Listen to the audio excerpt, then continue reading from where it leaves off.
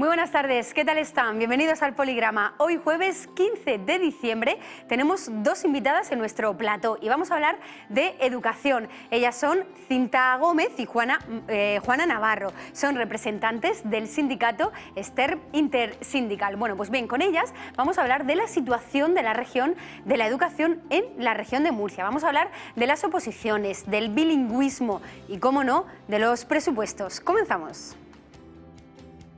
Hoy en el Poligrama hablaremos de educación. Nos visitan Cinta Gómez y Juana Navarro, representantes del sindicato STERM Intersindical. Cinta nació en 1969 en Gibraleón, Huelva, y es graduada en arte dramático y en magisterio, con especialidad en pedagogía terapéutica. Juana es natural de Lorca y nació en 1979. Es licenciada en historia.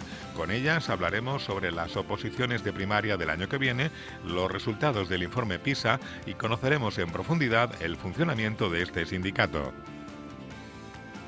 Bueno, pues ya están con nosotras esta tarde nuestras dos invitadas, Cinta y Juana. Buenas tardes, bienvenidas. Muy buenas. Oye, qué contenta estoy hoy, que bien acompañada, dos mujeres además, para hablar de algo que a mí me gusta mucho, que es el tema de la educación, y no solo me gusta, sino también me preocupa. Por eso me gusta siempre invitar a, bueno, pues a personas, a agentes sociales que nos pueden hablar de esto. ¿Qué tal estáis? ¿Qué tal están aquí en nuestro programa? ¿Nerviosas? Sí. Un poquito acostumbradas, sí. Bueno, Cinta, usted tiene bagaje artístico, o sea, en el mundo del teatro sí, pero las cámaras siempre imponen un poquito más, sí, el Imagino. directo, pero bueno. Bueno, pues si les parece vamos a empezar con la primera sección. Vamos a conocer un poco más de cerca cómo es el funcionamiento de este sindicato en la región.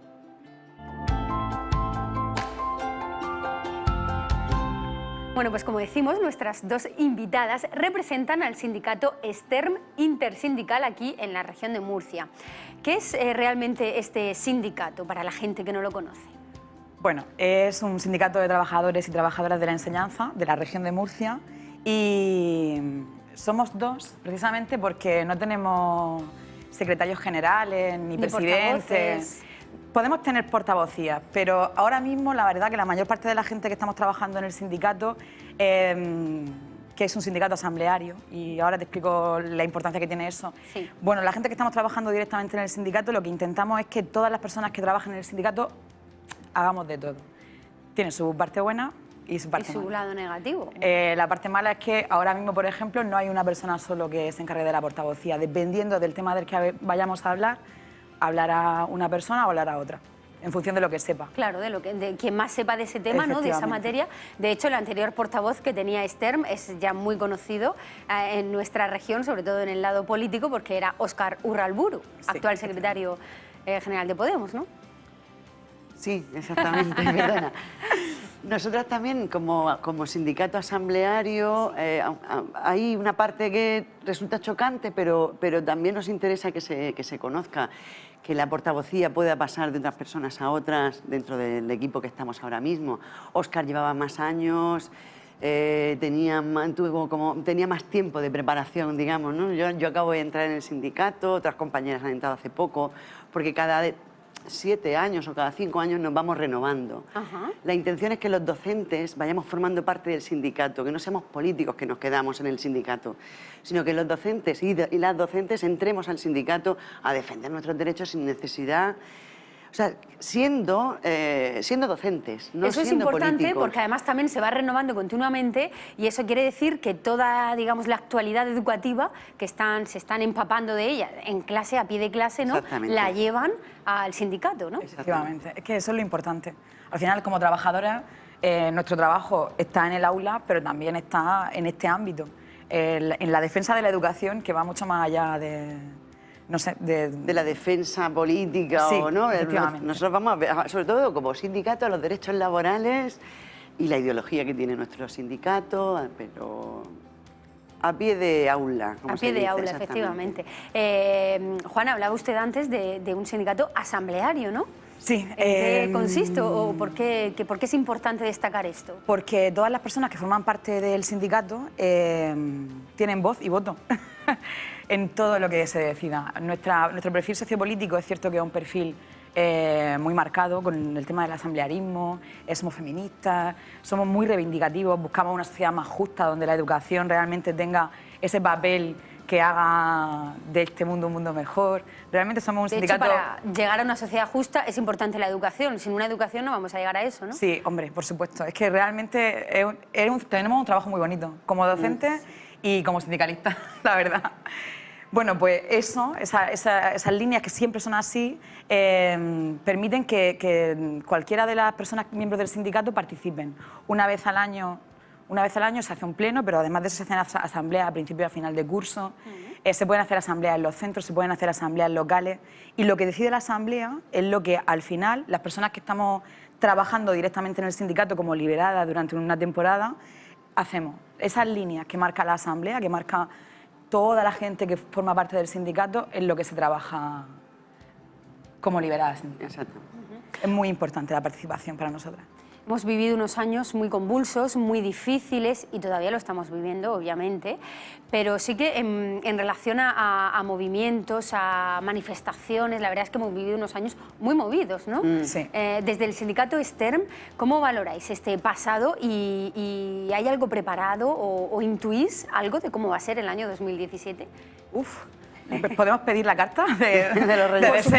Por supuesto. Ojalá se saliera.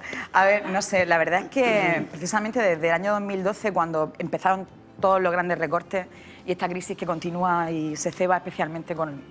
Bueno, en la región... Y la sanidad, efectivamente, además, en dos materias sí, las más sensibles que hay. Los servicios públicos para nosotros son muy importantes. Han sido años en los que después de mucho tiempo de paz social, donde todas las mejoras laborales, todas las mejoras sociopolíticas que podíamos intentar luchar desde los sindicatos se conseguían negociando, de pronto dejó de ser así. O sea, ahora hay recortes, hay una imposición muy fuerte de una línea de, yo diría, de desprestigio incluso de los servicios públicos, pero con una intencionalidad de favorecer abrir el sector mercado, privado, efectivamente, digamos. abrir el mercado de lo Oferta público privado. hacia lo privado. Entonces, obviamente, esa es la respuesta que tuvimos como docentes, como usuarios de la sanidad, fue calle. Si no teníamos ninguna forma de poder hablar con nuestros representantes políticos, solo nos quedó esa opción. Y ahora mismo parece que está todo un poquito más calmado porque ha pasado mucho tiempo, pero ¿Cómo no está, es así, ¿cómo está no es la así. situación ahora mismo? ¿Cómo valoran la situación de la educación en nuestra región? Muy mejorable. No Con sé, muchas sí. necesidades. ¿Qué Realmente, necesita la región? Ya que tienen ustedes aquí la oportunidad de decir lo que necesita realmente los colegios, los institutos, las universidades, Mira, ¿qué se necesita? Revertir los recortes, o sea, para empezar, no podemos continuar tanto 4 años después, casi 5 ya, cuando en teoría estamos bien, con las mismas medidas que se adoptaron en 2012. Reducir el número de alumnado por aula, aumentar el número de becas, aumentar cualquier tipo de ayuda que necesiten las familias. Recordemos que Murcia es una de las regiones más afectadas por la pobreza en general Sobre y todo especialmente infantil, claro.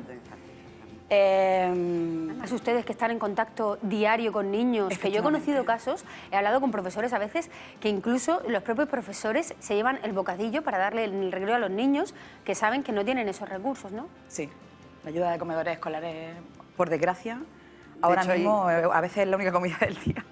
Claro, de hecho, yo conozco las juntas municipales que se están ofreciendo a ayudar a dar becas a los padres que no pueden acceder a esas becas porque a lo mejor no se han resuelto y los padres tienen que pagar y entonces no pueden hacer frente a ese tipo de gastos.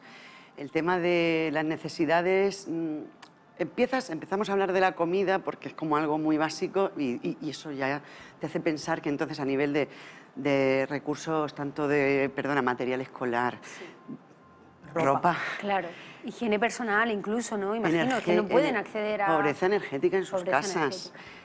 Los padres no pueden estar con los niños cuando llegan del cole para ayudarlos porque tienen que hacer muchas horas, trabajar en 2 trabajos o 3 trabajos. Claro, repercute también, ¿no?, en los resultados académicos. La Es que, desigualdad por entre supuesto, un familias... ciclo. Exactamente. Es que por eso parece que empezaba a hablar de la comida como algo muy básico, entonces todo lo demás que es igualmente necesario, pero entonces se amontona. Y tú ves a un alumno que no ha comido bien, no ha dormido bien, va mal vestido y tú dices, ¿cómo le voy a exigir más si el pobre no se puede centrar porque a lo mejor tiene hambre o porque a lo mejor la situación que hay en casa no es cómoda. Claro, tiene detrás un problema que no le deja que al niño haga lo que tiene que hacer en ese momento. Venir que es como un niño a venir, clase. ser feliz, disfrutar, no tener problemas, hacer los deberes tranquilamente Traen con los sus padres. mismos problemas que traen de casa y de eso lo notan. Los padres hablan con las tutoras. Yo he sido tutora y me cuentan, mira, en casa estamos ahora así. Tú siempre lo tienes en cuenta. Yo, la labor de las docentes y los docentes es maravillosa porque vienen los padres, te dan la información y tú intentas llevar a los alumnos con la información que te están dando los padres. Pero cuando ya llega un momento que no puedes porque tienes 25, incluso 27, estamos hablando de primaria, 27 alumnos en el aula, pues de verdad no da la mata. No da la mata, por decir de una forma simpática, pero es que no se puede atender con atención a la diversidad dentro de las aulas y con estas necesidades. Solo en primaria, en secundaria hablamos de una ratio superior. Que también son edades muy difíciles. claro, Muy precariza la muy calidad, importante, sí. Precariza la calidad muchísimo, vamos, Al de final, secundaria. claro, es el tema de revertir los recortes. O sea, primero vamos a volver a como estábamos antes y luego vamos a empezar a hablar de la educación que queremos. Pero lo primero, lo inmediato, eso. O sea, porque no es ninguna tontería. Bueno, por supuesto que no es ninguna tontería. Pero lo que está diciendo Cinta es la realidad del aula. Trabajando más horas de lo que trabajábamos antes como docentes. Y con 35 alumnos por aula en bachillerato,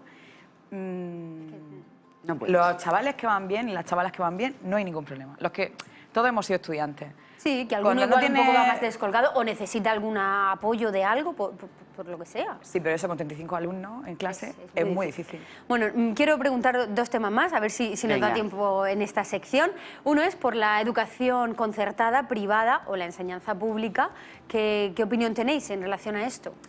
Pues muy fácil. Nuestro sindicato defiende una educación pública de calidad para todo el mundo. Y para nosotros la apuesta que ha hecho el gobierno autonómico durante todos los últimos años de gobierno del Partido Popular de prácticamente duplicar la red pública y la red privada subvencionada, porque hablamos de concertada y parece que no es lo que es, y es un centro privado al que se le subvenciona con dinero público. Y aparte están las cuotas de los padres, de los niños. Eso por supuesto. Entonces, lo que defendemos nosotros es que todo el alumnado debe tener acceso a una escuela pública de calidad. Y el esfuerzo económico de la administración tiene que ser ese, que los padres se preocupen por a qué centro quieren mandar a sus niños, porque son todos tan buenos que la única lucha sea pues al que está más cerca de mi casa. Porque así el niño va de casa al colegio y vuelve y no perdemos tiempo y aprovechamos más tiempo en familia. Esa debería ser la preocupación de la administración y la preocupación de la sociedad. Y esa es la defensa que hace nuestro sindicato y la defensa que hacemos nosotros como docentes. Muy bien. Bueno, pues hasta aquí esta sección primera, pero nos vamos ahora a viajar al pasado. Queremos conocer qué acontecimiento histórico ha marcado la vida de estas representantes del sindicato STERM.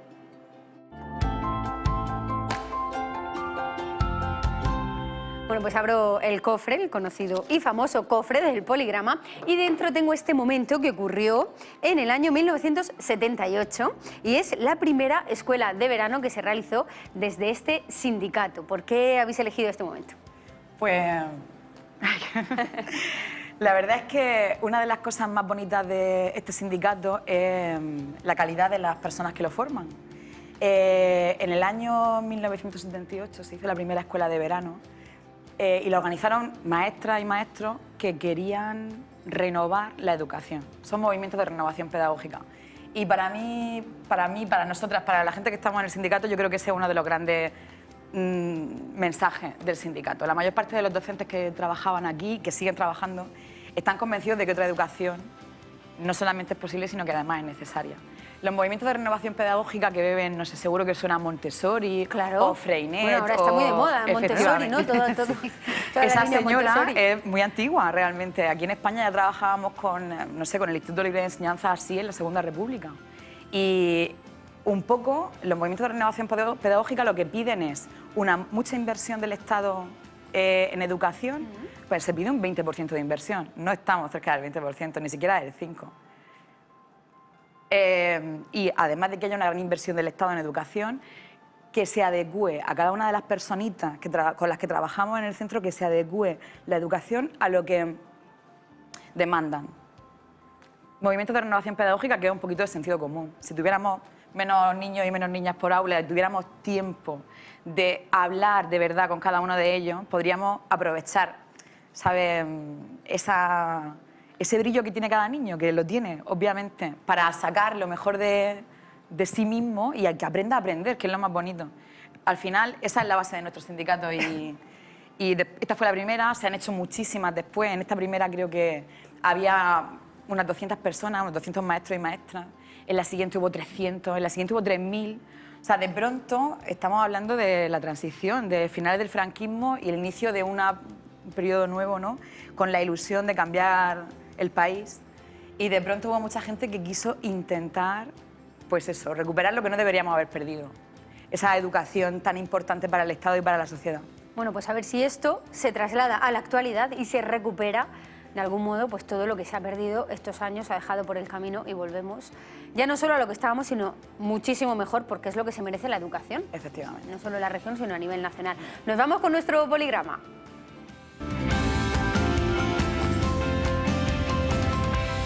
Bueno, vamos a ver qué tal se le da a estas dos profesoras hacer crucigramas.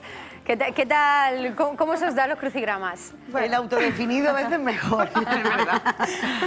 Bueno, será pues sencillo, va a ser imagino. facilito, porque además son temas que ustedes conocen muy bien. Vale. Yo les digo la definición. Empezamos con la primera. Conjunto de pruebas selectivas en la que los aspirantes a un puesto de trabajo, generalmente en la administración pública, muestran su competencia, que es juzgada por un tribunal. Aquí lo tenemos. Oposición. Oposición. Muy bien, bueno, pues la consejera de Educación y Universidades, María Isabel Sánchez Mora, esta semana de hecho ya ha recalcado que el año que viene habrá oposiciones a primaria, que serán más o menos unas 400 plazas.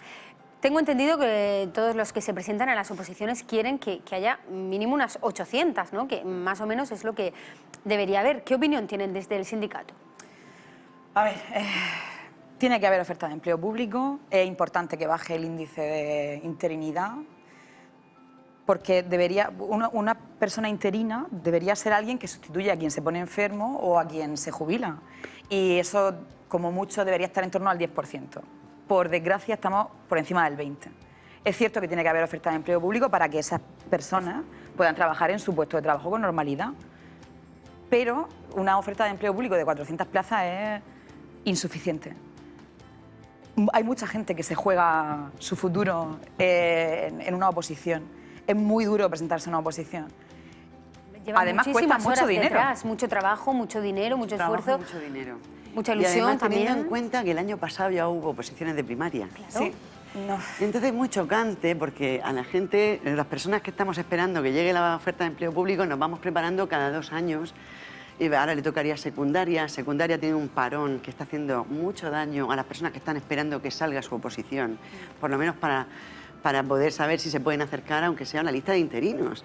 Es que no tienen esa posibilidad siquiera, ¿no? Y en el caso de primaria, de repente hay una oferta de empleo público que nos dicen ahora que va a ser de primaria, cuando la gente en septiembre empezó a matricularse en máster, en escuelas de idiomas. Claro, para prepararse para secundaria, porque esperaban que iba a haber secundaria, ¿no? Incluso de primaria, Incluso pensando de que primaria no iba a dentro de haber, 2 años. Claro. Pues entonces, claro, esas personas que se han matriculado de pronto tienen que pedirle a los del máster, a las personas donde se matriculan, que les guarden la reserva de la matrícula, Claro. que ya han pagado. Quiero decir con esto que genera mucha confusión que de repente un año que no toca, ¡pum!, pongan las de primaria. Entonces, ahí nosotros queremos ofertar el empleo público, pero no estamos de acuerdo con que haya posiciones de primaria No, la verdad ni de es que- secundaria en estas condiciones. Y 400 plazas es poquísimo. Si el año pasado hubo 450 o 25 y este año ha habido 400, ¿por qué no se fusionan y se hace una oferta de empleo público de mínimo 800 plazas? Una oferta decente. Eso es lo que pedimos y por eso vamos a luchar.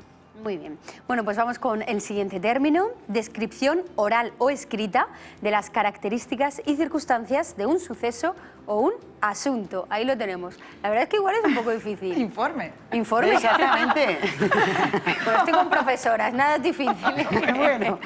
Bueno, pues el último informe PISA, Ajá.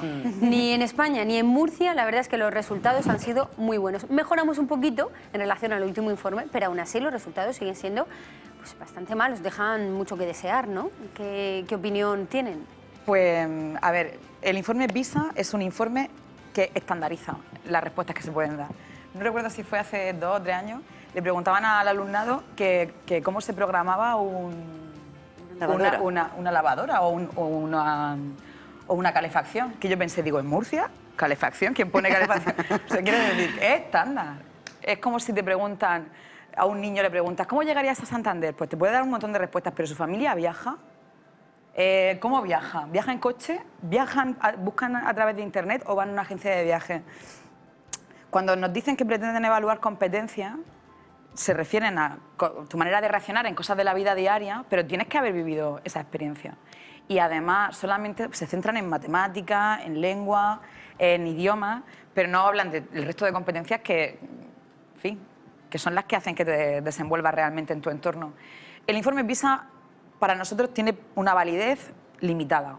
Por eso, porque es estándar y realmente, bueno, está promovido por la Organización del Comercio, ¿no refleja etcétera. realmente, digamos, la situación o el nivel que tienen los alumnos? Parte de ese nivel. Realmente, si me preguntas por mis alumnos a mí, yo sí creo que sería mucho más objetiva a la hora de decirte cuál es el nivel de los alumnos. Luego, por otro lado, no nos tenemos que extrañar de que Murcia, particularmente el sur de España, tenga unos resultados peores que el norte, o que tengamos peores resultados que en el norte de Europa, o que tengamos peores resultados que no sé, en algunos países asiáticos.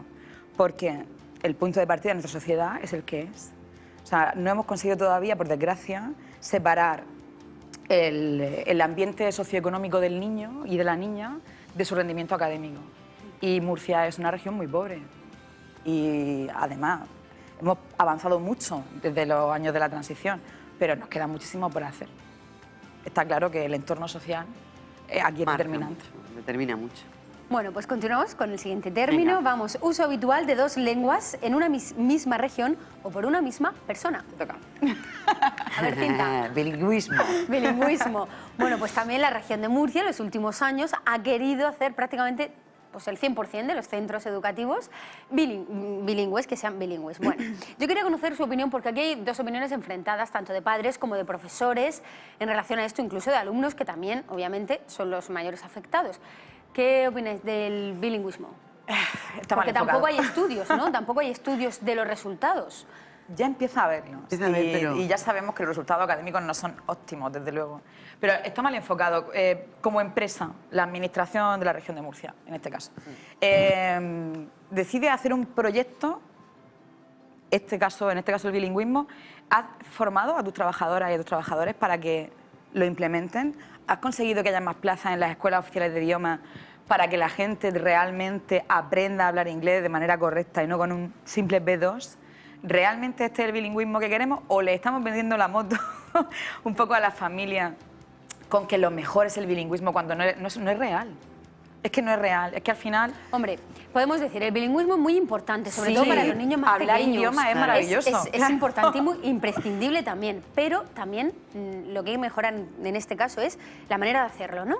Claro. La Y manera ad- de implantarlo en los centros. Claro. Y además no imponerlo, porque se nos vende... O sea, es cierto que tenemos que aprender idiomas, pero la mejor manera de aprender idiomas es esta, dar ciencias naturales en inglés.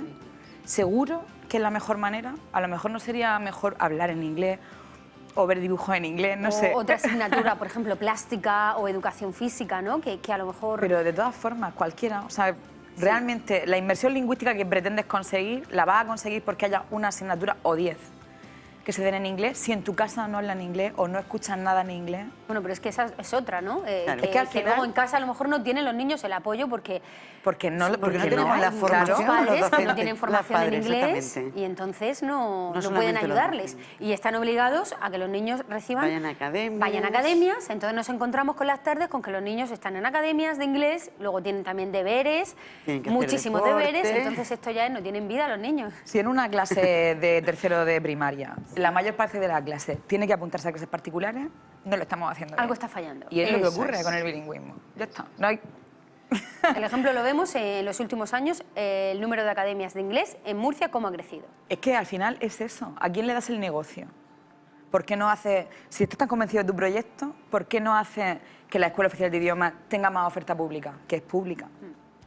Bueno, vamos con el siguiente término. Concierto o tratado entre dos o más partes que se comprometen a cumplir lo estipulado. Acuerdo. Pues no. No me mira. Es que no nos mira. No lo mira. Juana, hay que mirar. Como yo le digo a mi hijo, mira bien la respuesta, la pregunta y ahí La tienes la pregunta del respuesta. examen. Total. En A la ver qué pregunta- nota les pongo yo a ustedes hoy. Bueno, A Juana le pacto, quitamos un punto solo. Es importante, Pacto. ¿no? Un pacto Es que- general Exactamente. por la educación que no cambie cada vez que cambie un gobierno. Exactamente. Por eso no le salía la palabra, porque es tan difícil dar con un pacto y es tan difícil tomárselo en serio, no solamente a nivel electoral, ¿no? Queremos hacer un pacto educativo, pero primero reúnan a las personas que tenemos que formar parte de ese pacto o del debate sobre ese pacto. No, los partidos políticos no pueden ser los primeros en generar un pacto educativo. Para eso estamos los docentes, los padres, las docentes, los alumnos incluso, sí que además la comunidad educativa es muy amplia y nunca se le pregunta. Entonces, no. Nosotros en el pacto educativo solo con partidos políticos. Bueno, pues eso es el reto, ¿no?, que tienen y el objetivo que tienen al menos que tiene este nuevo gobierno. Pero ya hay, o sea, bueno, Sí, se lo ha sí. propuesto, pero yo creo que en ese sentido, lo que dice Cinta, es lo importante. Eso es lo que ha dicho el Partido Popular, pero ya hay, la comunidad educativa ya está trabajando en un pacto educativo. La educación que queremos, la educación que nos une, hay un montón de plataformas donde están sindicatos, asociaciones de docentes, de asociaciones de padres y madres, de estudiantes, que tienen su documento de mínimos, que están en el Foro de Sevilla. O sea, ya, por favor, que lo utilicen. Claro. Que De se use que ya verdad, está. efectivamente, que al final Que quien no hay que sabe cómo hacer. va la educación, él quiere estar en el cole. Claro. Bueno, vamos con el último término A de ver, nuestra a ver, crucigrama. mira. Venga, vamos. Cantidad de dinero calculado, esto es muy fácil. Para Ah. hacer frente a los gastos generales de la vida cotidiana de un viaje del gobierno. Ay, ¿cómo era? ¿Presupuesto? Presupuesto. ¿Qué esperan de los presupuestos de la Consejería de Educación? Te toca. Pues esperamos. Sabemos que, bueno, ya se dice que el 70% va a educación y a sanidad. Lo que no sabemos es el total de ese 70%. Entonces, el presupuesto siempre es pequeño, siempre es corto, siempre está recortado. Sabemos que el presupuesto, no sabemos cuál es, porque están trabajando las compañeras ahora sobre el presupuesto y nosotras no teníamos tiempo y es una información muy amplia. Pero sabemos que ya de primeras es corto. El presupuesto, si no hay presupuesto, no se puede llenar de recursos a la escuela, que es lo que necesita. Los recursos económicos traen recursos personales y recursos materiales. Presupuestos, sí, sabemos que hemos pasado una crisis y que todavía a lo mejor estamos coleando, pero es que no se termina de empujar los presupuestos de educación en este Para caso, la que estamos hablando de este tema. Bueno, pues a ver, vamos a esperar. A ver esperar, lo que- exactamente, pero... Bueno, pues vamos a la siguiente sección. Nos vamos al lado bueno.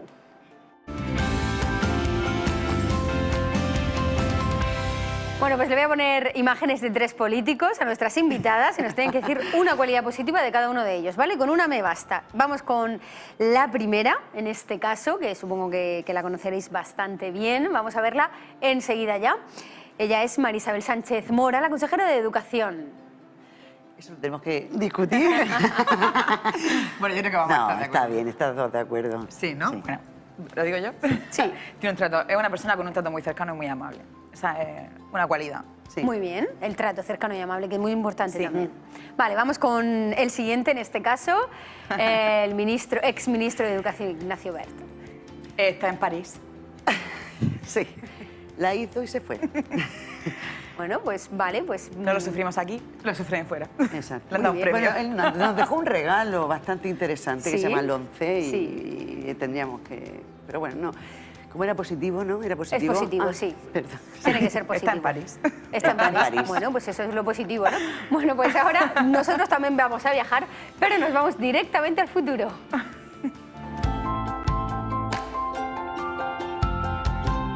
Les recuerdo a todos ustedes nuestra cuenta de Twitter, @elpoligrama, y ahí pueden escribirnos y pueden contarnos absolutamente todo lo que quieran. Yo quiero conocer ahora el deseo que tienen desde el sindicato Stern para que nosotros lo publiquemos en nuestra red social. Pues lo hemos hablado y nuestro deseo es la educación es la base del mundo que queremos. Invertir en educación es invertir en justicia social. Muy bien, pues va a quedar así tal cual reflejada ese deseo que tiene STERM de que la educación realmente es la base para la sociedad que queremos. Bueno, pues aquí está el tuit de STERM. Muchísimas gracias por haber venido. Nos han quedado muchos temas porque en educación la verdad es que hay muchísimas materias. Podemos haber hablado también de la atención a la diversidad, que es muy importante también, no solo para la enseñanza privada y concertada, sino también para la pública, es imprescindible, pero claro, aquí la televisión, el tiempo vuela. Tiene su tiempo, exactamente. Tiene su tiempo, pero muchísimas gracias a las dos, a Cinta y a Juana por haber venido aquí al Poligrama. Gracias. A vosotras. Bueno, pues a todos ustedes también les agradezco, como siempre, que estén detrás de su televisor. Viendo Televisión Murciana mañana cerraremos la semana con un nuevo invitado, es José Alberto Pardo, director del diario La Opinión de Murcia, a la 1:30 de la tarde en directo en Televisión Murciana, el Poligrama. Les espero.